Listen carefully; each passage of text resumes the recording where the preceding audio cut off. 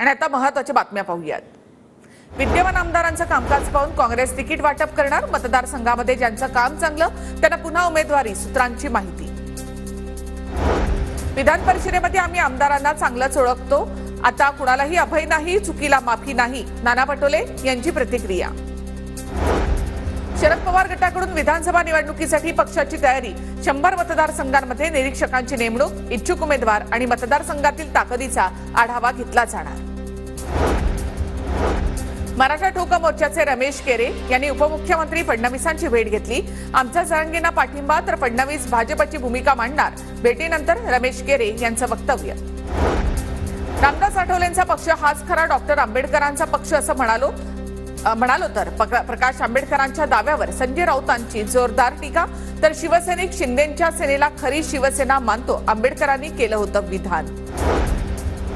शिंदेंची शिवसेना खरी हे प्रकाश आंबेडकरांचं म्हणणं चुकीचं नाही। प्रकाश आंबेडकरांच्या दाव्यावर संजय शिरसाट यांची प्रतिक्रिया। कुणबी मराठ्यांपासून सावध रहा म्हणता मराठे दरोडेखोर आहेत का? बच्चू कडूंचा प्रकाश आंबेडकर यांना सवाल।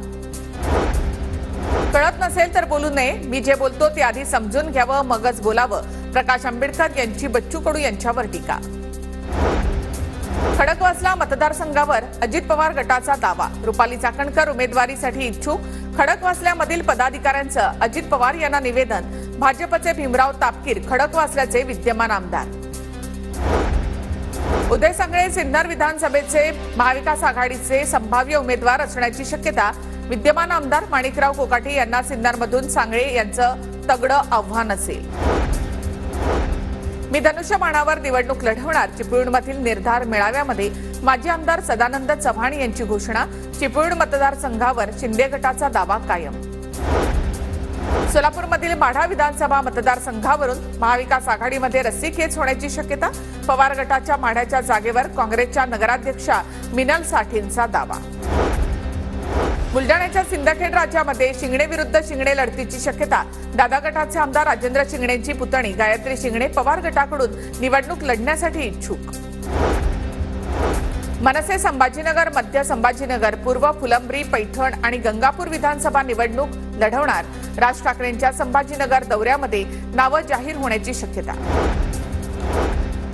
मनसे अध्यक्ष राज ठाकरे यांचं औसा इथे मनसे कार्यकर्त्यांकडून स्वागत। लातूरमध्ये पोहोचताच औसा इथे पहिलं स्वागत।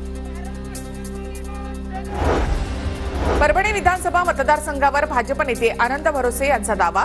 विधानसभा निवडणुकीसाठी ठाकरे गटाविरोधामध्ये ठोकला शड्डू। पूजा खेडकरच्या अडचणी आणखी वाढण्याची शक्यता। पुणे जिल्हाधिकारी सुहास दिवसे पूजावर अब्रू नुकसानीचा दावा आणि गुन्हा दाखल करण्याच्या तयारीत। पूजानं जिल्हाधिकाऱ्यांवर छळवणुकीचा आरोप केला होता।